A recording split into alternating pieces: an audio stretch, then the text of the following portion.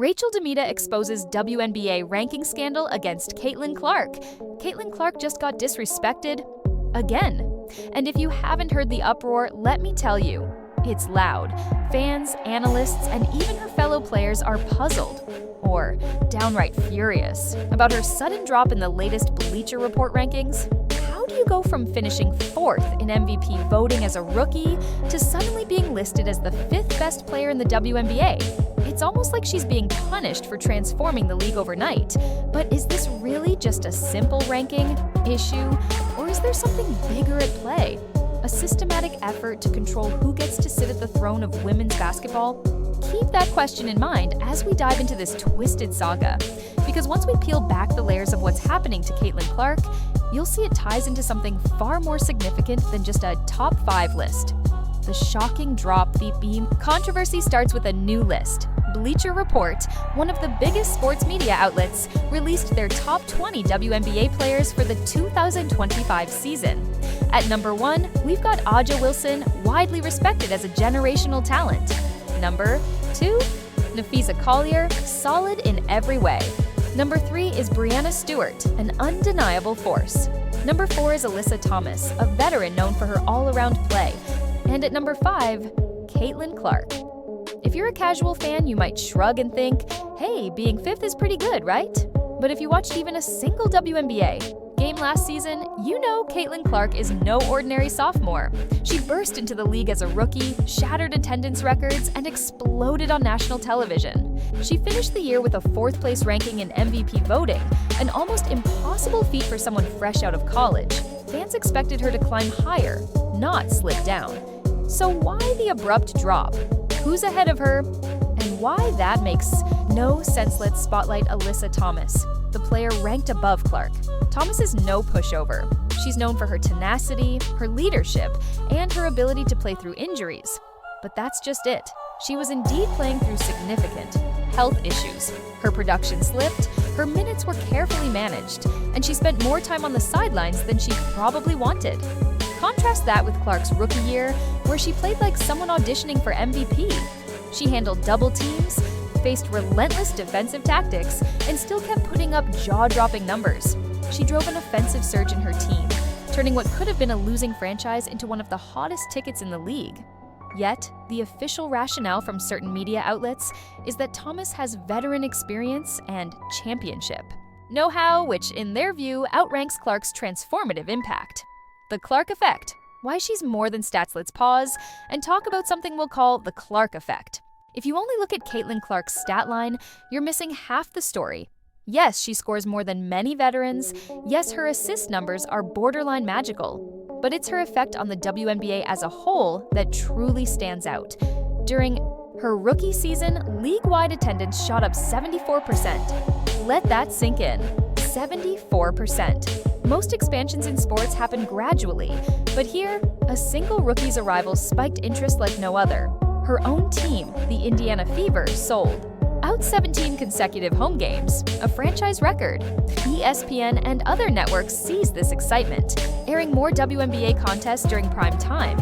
As a result, average viewership soared to 1.22 million per game, a staggering 170% jump from the prior year. Social media chatter about women's basketball exploded, with Clark's highlight reels racking up millions of views online. These are quantifiable data points, not just hype. Turnovers? Really?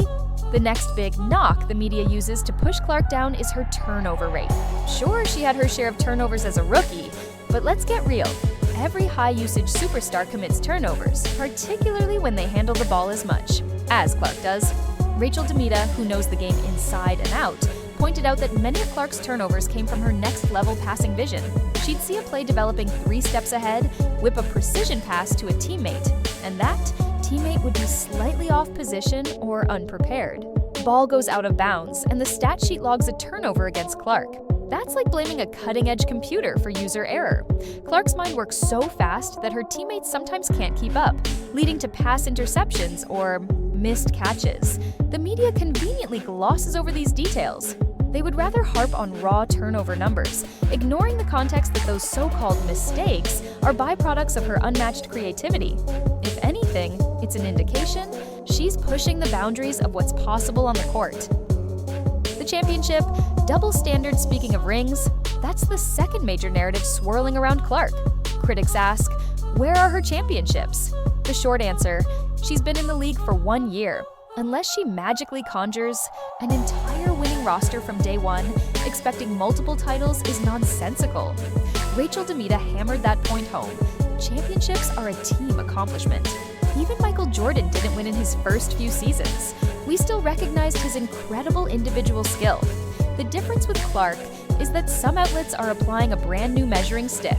Instead of focusing on how she turned the Indiana Fever from an afterthought into a must-watch phenomenon, they only see that she lacks a ring.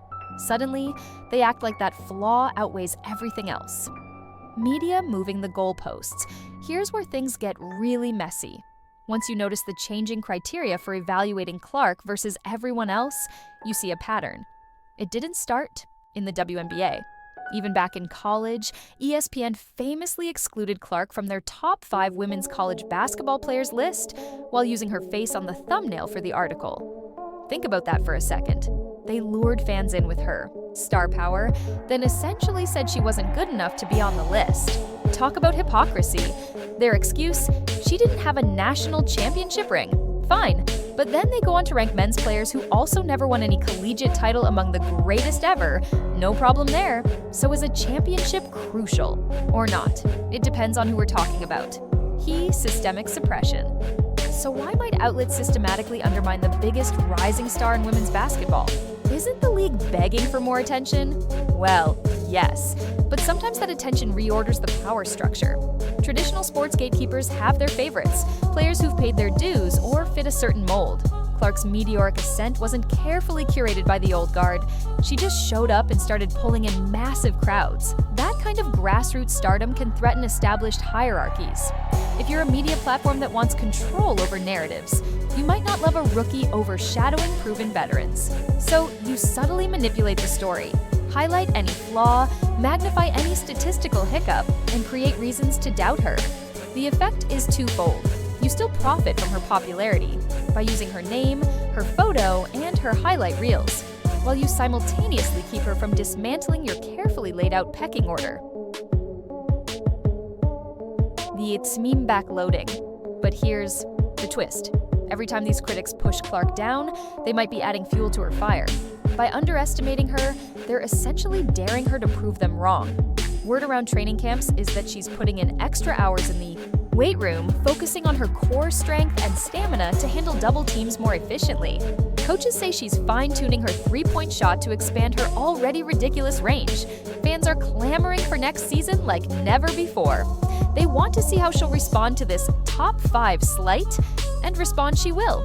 If there's one consistent thread in Caitlin Clark's story, it's turning doubt into dominance. She thrived when people said her style wouldn't translate from college to the pros. She thrived when critics predicted she'd collapse under the intensity of WNBA defenses. Now she's facing an even bigger wave of skepticism. And if history is any indicator, she's about to shatter more records and silence more doubters than ever. That unstoppable energy might be exactly what cements her as an all-time icon. This Bleacher Report ranking might look like a small storyline on the surface. Just a list, after all. But the reaction to Clark's drop exposes a broader narrative about how we perceive greatness, especially in women's sports. Media outlets decry the lack of fans one moment, then dismiss the most marketable players' accomplishments the next. They claim the WNBA needs a megastar to capture mainstream attention, yet they undermine the very athlete who's doing that job. As for Caitlin Clark, she's not just playing basketball. She's rewriting rules, bending defenses to her will, and bringing in new fans by the millions. Every time the media tries to knock her down, they spark more debate, more passion, and, ironically, more publicity. It's as if they're fueling the phenomenon they pretend to question. What do you think? Is Caitlin Clark about to silence every critic and prove she's the rightful heir to the WNBA throne? Or will these constantly shifting standards continue to hold her back? Share your take, because if there's one thing that's certain, it's that we're on the verge of witnessing either a massive reckoning or a rise so undeniable it will redefine women's basketball for years to come.